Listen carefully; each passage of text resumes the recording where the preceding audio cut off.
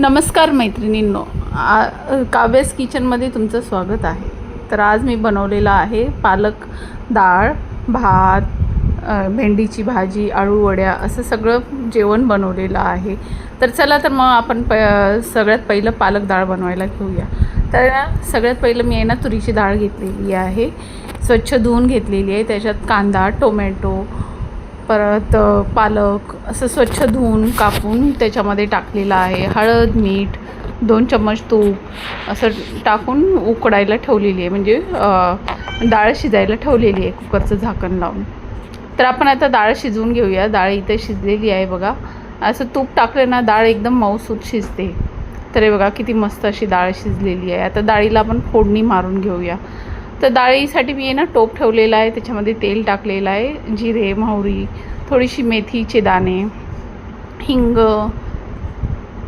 थोडंसं कढीपत्ता, कोथिंबीर आणि कांदा, टोमॅटो तर आपण त्या डाळीमध्ये टाकला होता, पण वरून त्याच्यामध्ये काय टाकणार नाही आहे.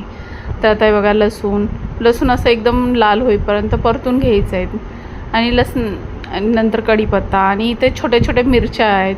मी बाजारात गेली होती ना, तर मिरच्या मला एकदम अशा कवळ्या छोट्या छोट्या भेटल्या होत्या, तर त्या घेऊन आल्या होत्या. तर मी त्या अख्ख्याच टाकलेल्या आहेत मिरच्या. त्या म्हणजे तिखट नाहीच आहे मिरची, तर मस्त म्हणजे त्याच्याने टेस्ट डाळीला खूप छान टेस्ट आलेला. तर बघा मिरच्या वगैरे सगळं आपण परतून घेतलेलं आहे. डाळीला मस्त अशी तडतडीत अशी फोडणी मारलेली आहे.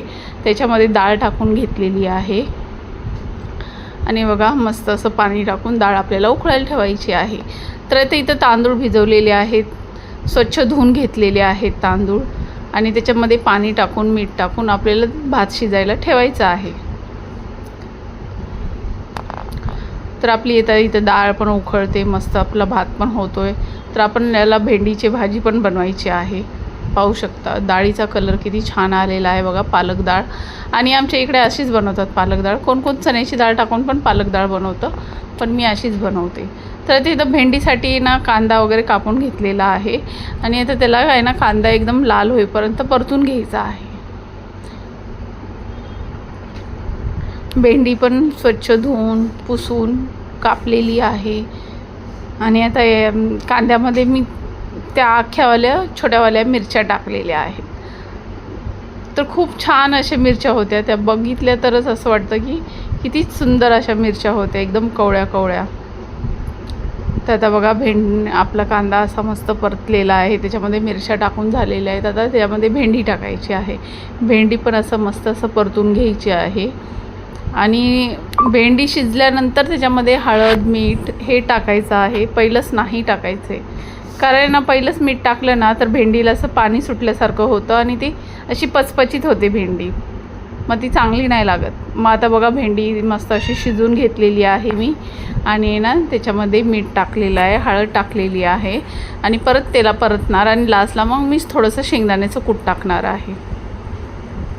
तर अशी ही भेंडी फ्राय झालेली आहे, आणि मस्त असं पूर्ण जेवण झालेलं होतं. चपाती पण बनवलेली होती, आळूवड्या पण बनवलेल्या होत्या. तर आळूवड्याची रेसिपी मी पहिलं दाखवलेली आहे तुम्हाला, त्याच्यामुळे मी आता परत ह्या व्हिडिओमध्ये आळूवड्या नाही दाखवलेल्या आहेत. तर आता मस्त असं ताट आपल्याला सर्व करून दाखवणार आहे मी तुम्हाला. छान असं सगळं जेवण तयार झालेलं आहे. वरून कोथिंबीर टाकून भेंडीची भाजी रेडी आहे. तर माझ्या रेसिपी आवडत असेल तर लाईक, शेअर, सबस्क्राईब करायला विसरू नका. तर लाईक तर कराच.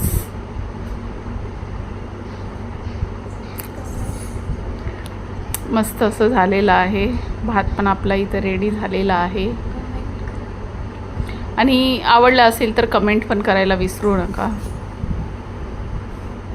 तर बघा भात, डाळ, पालक डाळ, भेंडीची भाजी, चपाती, लोणचं, आळूवडी फ्राय केलेली, हे सगळं जेवण रेडी आहे. या तुम्ही पण खायला. मस्त असं जेवण तयार आहे. पूर्ण जेवण तयार आहे. या चला जेवायला. चला तर मग बाय.